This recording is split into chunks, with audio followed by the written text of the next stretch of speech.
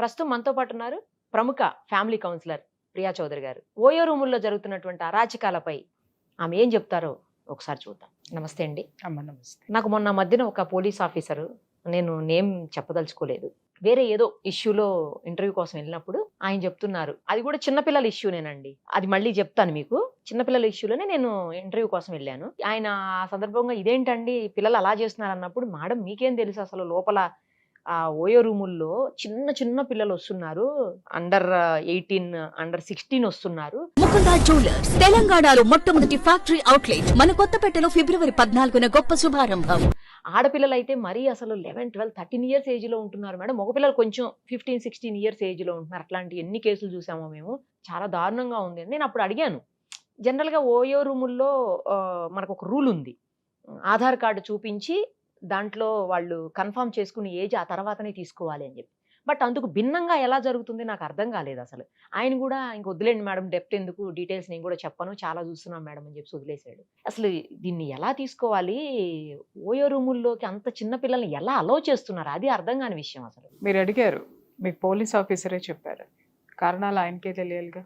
ఎలా జరుగుతుందండి, ఒక ఐడెంటిటీ కార్డ్ లేకుండా మైనర్స్ని ఎలా అలౌ చేస్తారు అంటే, మరి ఆ ప్రశ్నకి ఆయన ఎందుకు సమాధానం చెప్పలేదు? అంటే ఇక్కడ ఎక్కడ లోపం ఉంది, వ్యవస్థలో లోపం ఉంది. ఆ వ్యవస్థలో లోపాన్ని పాప ఆయన చెప్పలేకపోయారు. అంటే ఇంత చెప్పి ఆయనలో ఉన్నటువంటి బాధని కొంతన్నా బయట పెట్టగలిగాడు.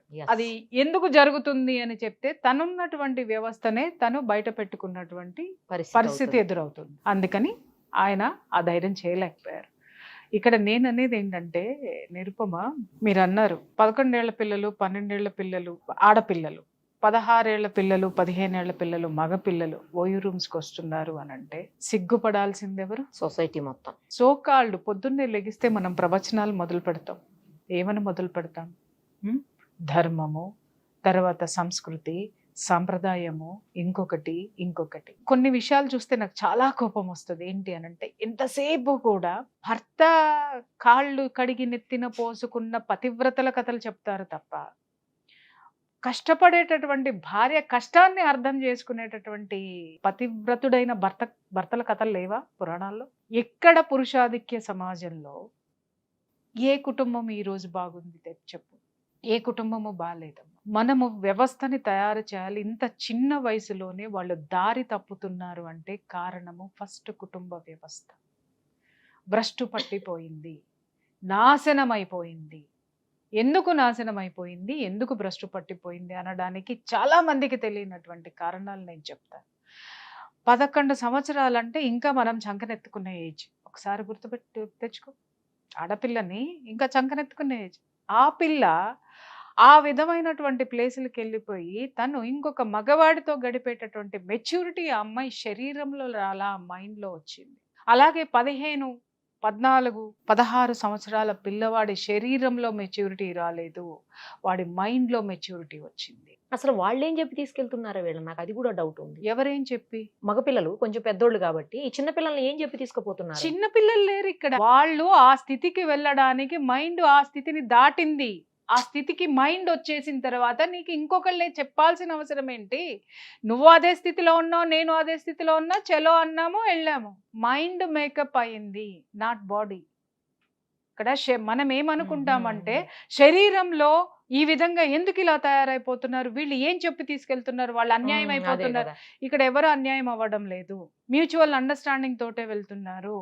బట్ వాళ్ళ వయస్సు కంటే వాళ్ళ ఆలోచనలు, వాళ్ళలో ఉన్నటువంటి ఆలోచనాత్మక ధోరణి, మెచ్యూరిటీ వాళ్ళ వయసుకు మించి రెట్టింపు వేగంతో ఎదిగిపోయింది.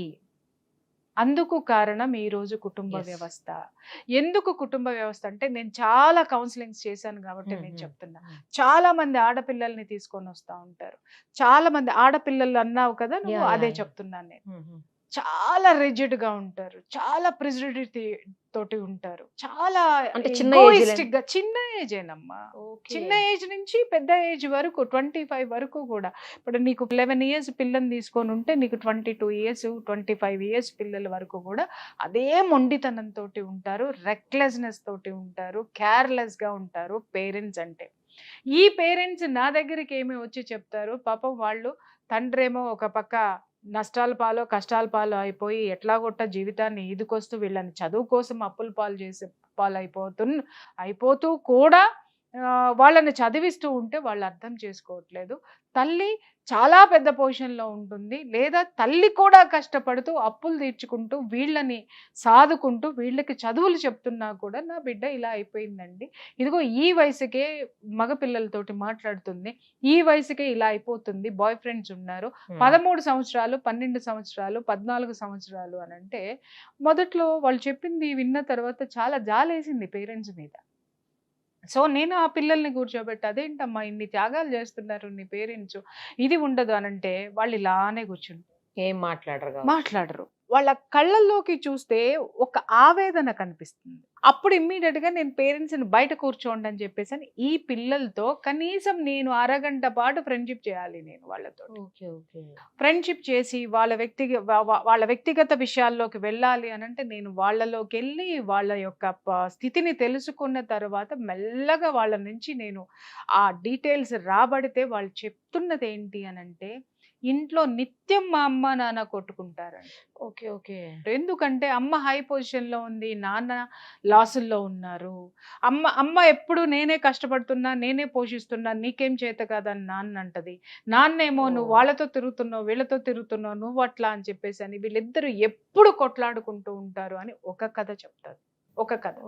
ఇంకొక కథ ఏంటి అని అంటే, మా నాన్న పెద్ద బిజినెస్ మ్యాగ్నెట్ అండి, వ్యాపారస్తుడు, ఆయనకి బోల్డ్ మంది గర్ల్ ఫ్రెండ్స్ ఉన్నారు.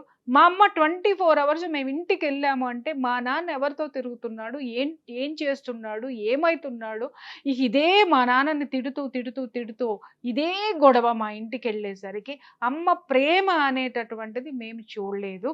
తర్వాత నాన్న వచ్చిన తర్వాత అమ్మకి ఈ విషయం తెలిసిన తర్వాత కొట్టుకోవటం, తిట్టుకోవటం, నానా గోల, ఇవన్నీ మా ముందే బూతులు మాట్లాడుకోవడం ఇవన్నీ జరుగుతున్నాయి.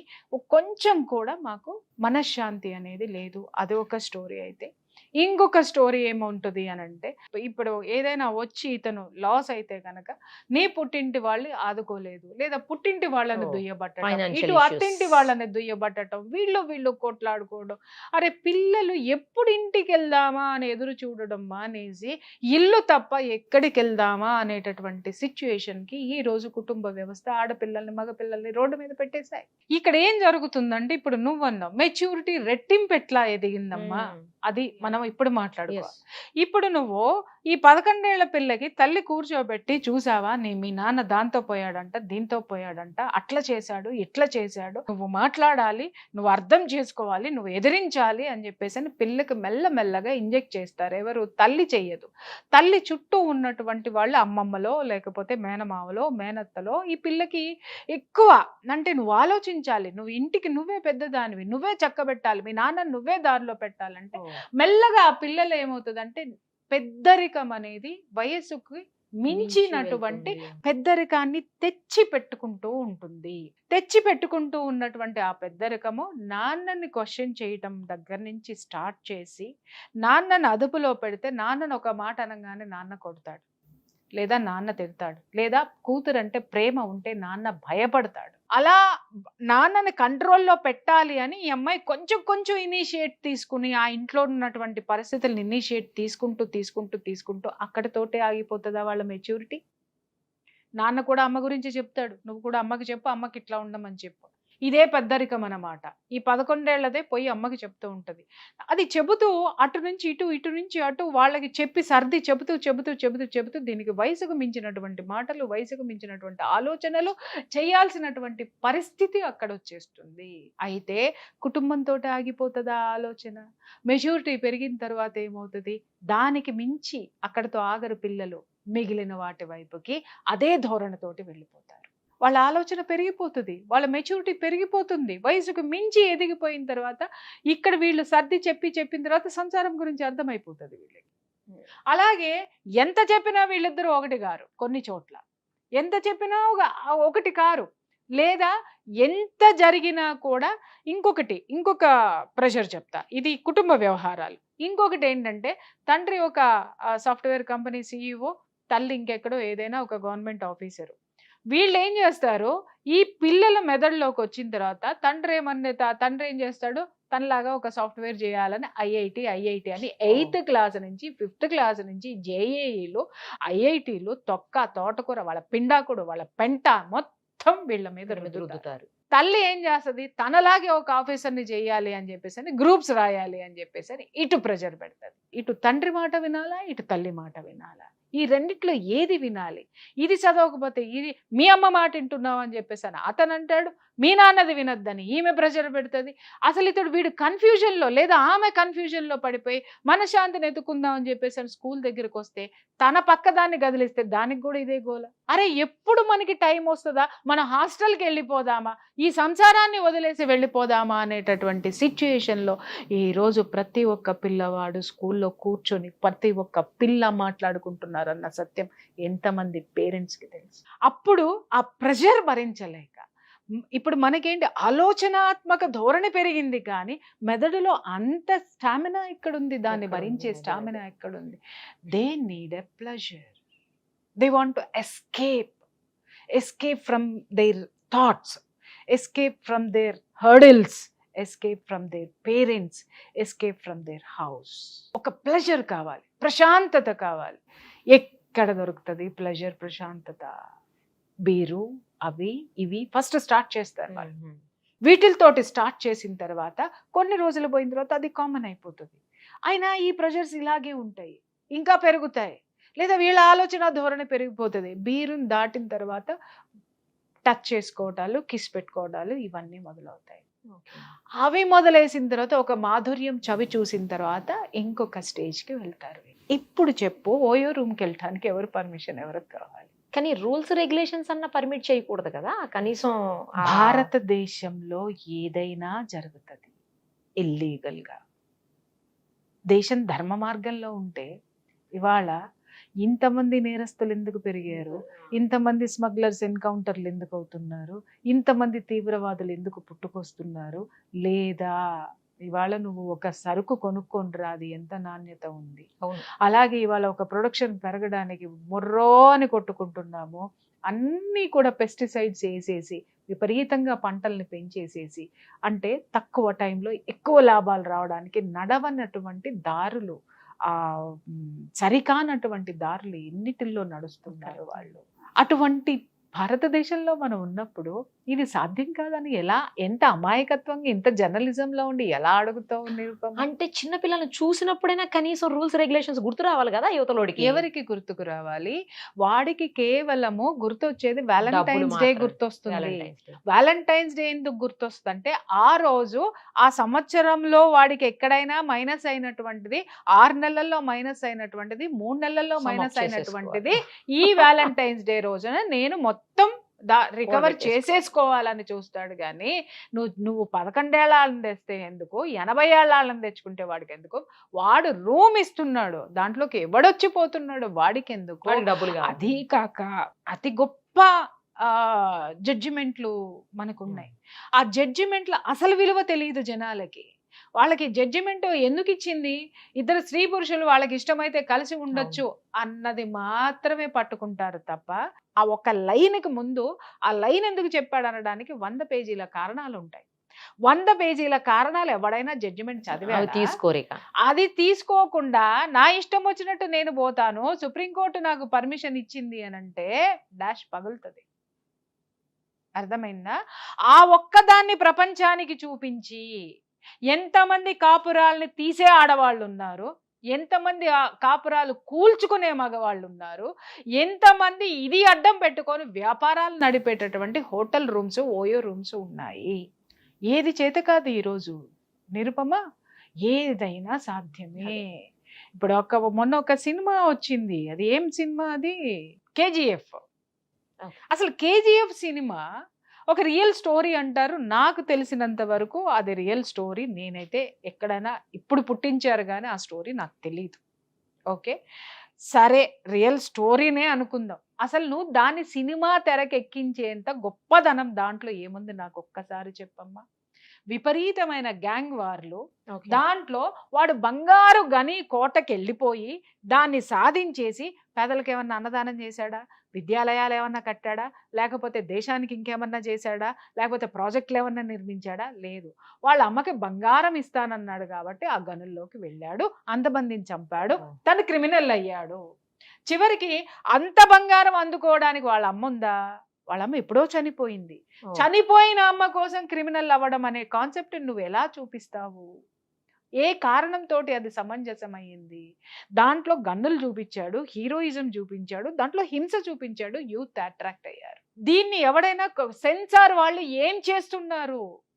నువ్వు అన్నావు కదా 11 ఏళ్లను ఎలా ఎలా చేస్తారని. నేను అడుగుతున్నా, సెన్సార్ బోర్డు ఉంది ఇక్కడ నీకు రూల్స్ ఉన్నాయి. సెన్సార్ బోర్డు దీన్ని ఎలా అలౌ చేస్తుంది?